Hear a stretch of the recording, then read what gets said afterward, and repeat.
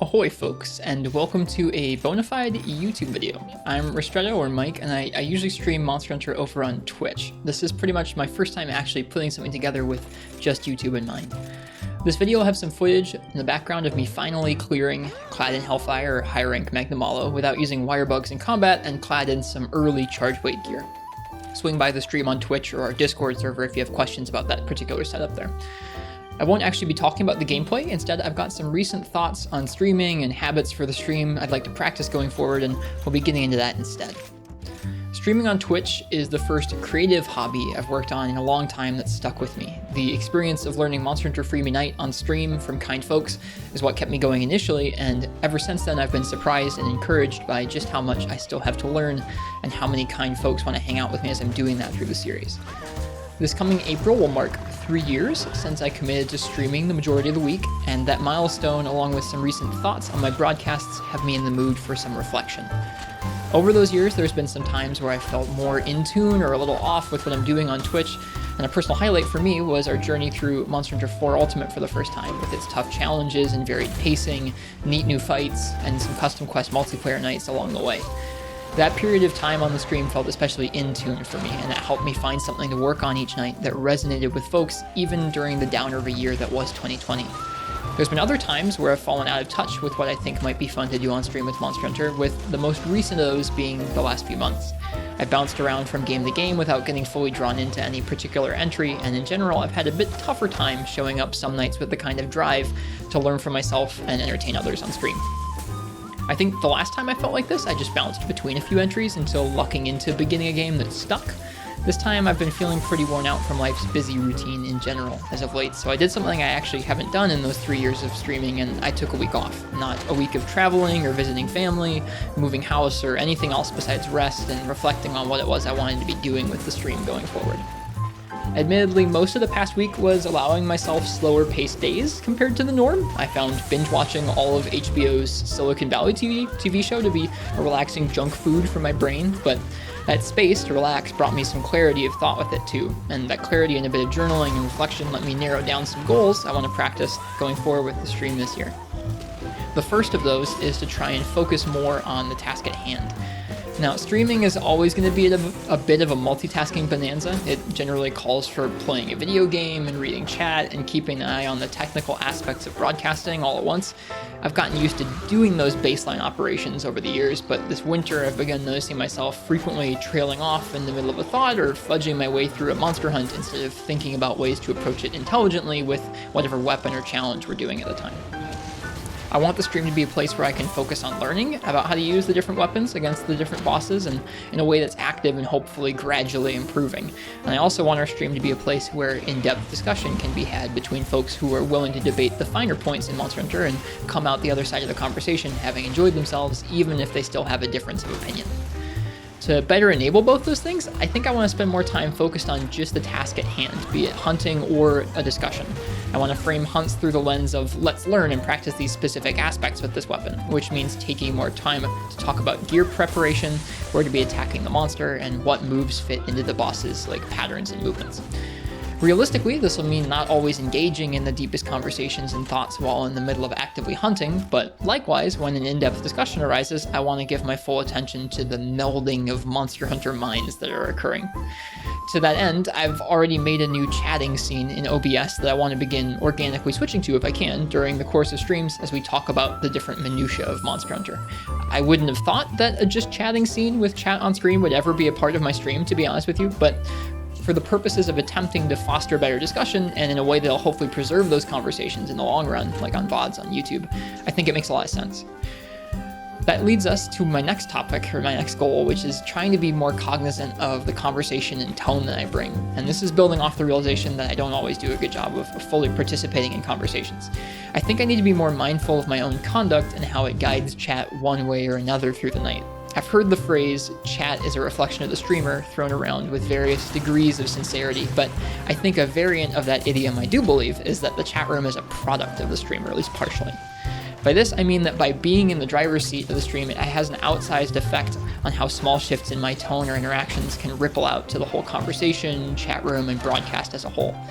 Maybe I'm having a rough day, or the hunt I'm in isn't going very well, or maybe we've been struggling on a particular challenge for like hours on end. But I know if I fire off a snarky quip into the beginning of a conversation because it's easy, that conversation might carry a different tone than if I'd taken a moment to give that more thought to my response before starting.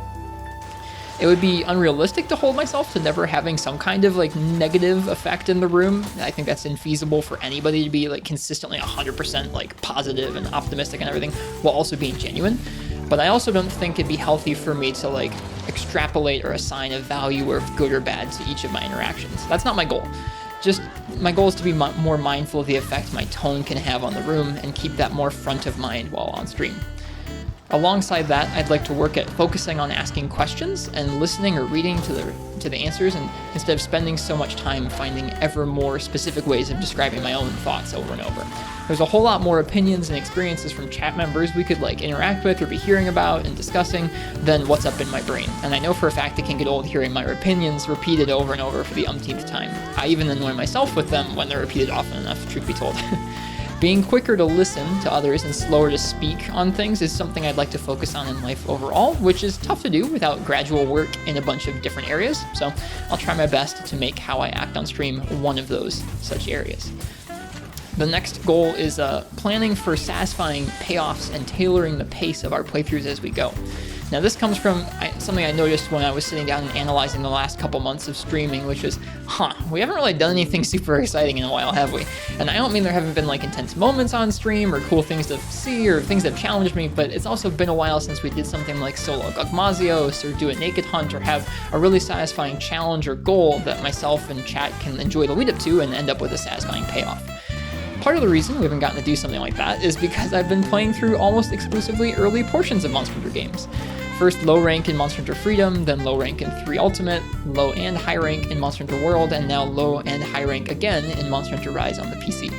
I've been having trouble settling into which game I'd like to focus on, but I also think this is a fundamental failure on my part to structure the stream schedule well and then see it through. Now, our stream doesn't really have a proper schedule. I don't even start at the same time most nights, but if I had to summarize how I want things to be laid out, it would be to split things up into overarching seasons that are roughly 3 to 6 months long each.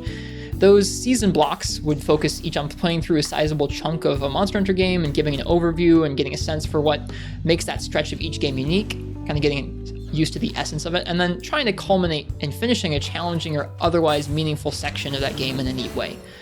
Along through that game, I'd like there to be a mixture of progressing through, collecting gear for fun and to build out our equipment that we can draw from, and doing challenges along the way just for the sake of learning or showcasing something unique in a memorable way. And also just for the fun of doing something stupid hard, if I'm being honest with myself. Straight up, I think I've butchered this essential pacing, or that pacing balance, for the last 6 months or so. There's been a bit of progression scattered across 4 different titles, an absolutely oversized amount of collecting gear, and little to no memorable challenges. And like I said above, that's owed to the early parts of the game we've played through, but also up to me to tailor our pace and goals and balance those different aspects as we go. It's been difficult feeling like doing all those things or kind of balancing them when not quite clicking with what we've been playing, but I think pacing things well has a large enough impact on the stream for others and for how I feel about it for me to set aside my own indecision and spend more time planning and then following through on each of those things.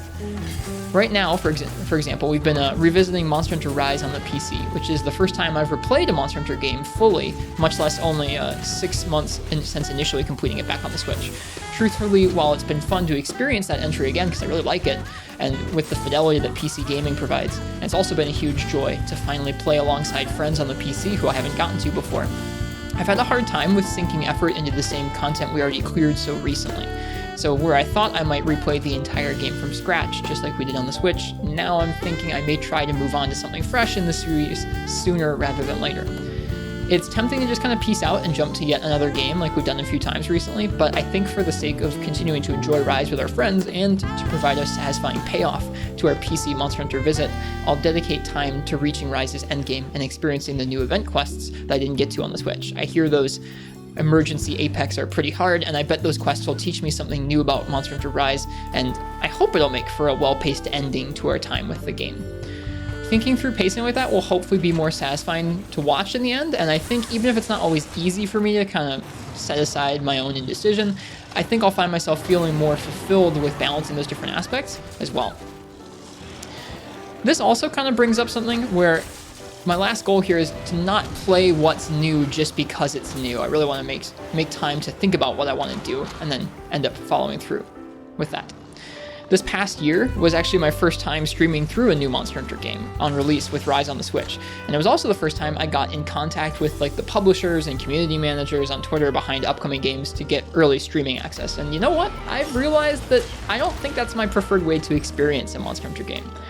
Some of my fondest memories from streaming have been learning my way through Monster Hunter content that chat members have recollections about and can tell their stories with and teach me about. The older games are full of memories and well-learned information, as hard as that may be to find online sometimes, and the drama has long since passed by. No one, I hope, gets into heated Twitter arguments about the shift in design ethos between Freebie Night and Monster Hunter Tri anymore, but you're guaranteed to find your fair share of opinions about Monster Hunter Rise's new Defender weapon update, myself included. Between the seemingly constant stream of drama details to have opinions on if you care about following along with all the goings-on, and people who might be worried about spoilers and the trend of drip feeding out content after the game's launched, it can feel burdensome sometimes to try and contribute to the online frenzy of a new Monster Hunter game. I've been weighing the burden of that frenzy against the excitement and build-up of playing through a fresh Monster Hunter game, and I think my personal scales are beginning to tip in favor of focusing on playing whatever Monster Hunter feels good at the time, rather than trying to schedule an entire year's worth of seasons and their above-mentioned pacing around releases, updates, and events designed more and more to be near constant. I don't think that cadence really suits me or the stream, so I'm seriously considering hunkering down into an older entry in the series this year and sitting out of the new Sunbreak expansions released this summer. Now, I'm saying that having only seen a fraction of the exciting things that the Monster Hunter team has in store for that game, so I may still change my mind, but that aside, the experience of playing through a new game differs enough for me from like the cozy playthroughs of long since wrapped titles that I think it might be worth waiting Sunbreak's release out and enjoying things later on at our own pace and without those other pressures. Now, I'm not under the impression that any of these goals I've talked about will become completely natural overnight. I have several years worth of nightly habits to contend with after all to kind of overwrite. My week's break also didn't allow me all the time I needed to reintroduce exercise into my routine or revert back to a monophasic sleep cycle and see how that feels, or complete the numerous home improvement projects my wife Annie and I have been putting off around our apartment. Oh well, that's just life, I think. We're rarely afforded the time to actually take things one after another and without distractions. A week with some clarity, though, has helped me cite some goals I'd like to work on piecemeal and gradually each day with the stream, and hopefully the nuance and balance that those bring me and the stream in general will be worth the grappling with the practice. Thanks for listening to my thoughts on it. I know it's kind of like a different thing that I normally post on YouTube or how I talk on stream, and that's pretty much all I had to say about it. It's been interesting taking a week off and seeing how that felt, but I've also really missed getting to work on the stream and what we've been learning and practicing each night, and I've been missing hanging out with all of y'all and talking about Monster Hunter, so it'll be fun to be back on stream soon and hanging out with you guys again. This hunt will wrap up pretty soon here. I actually do get Magnamalo to limp and then finish him off for the first time in our playthrough, so if you want to stick around and watch that, you're welcome to enjoy the jazz and hang out there. But again, thanks for listening. I'll see you guys soon on Twitch or in the Discord, and you can find links to those in the description here. Besides that, just cheers. Thanks for listening to me blab about streaming and Monster Hunter, and I'll talk to you guys soon. Bye-bye.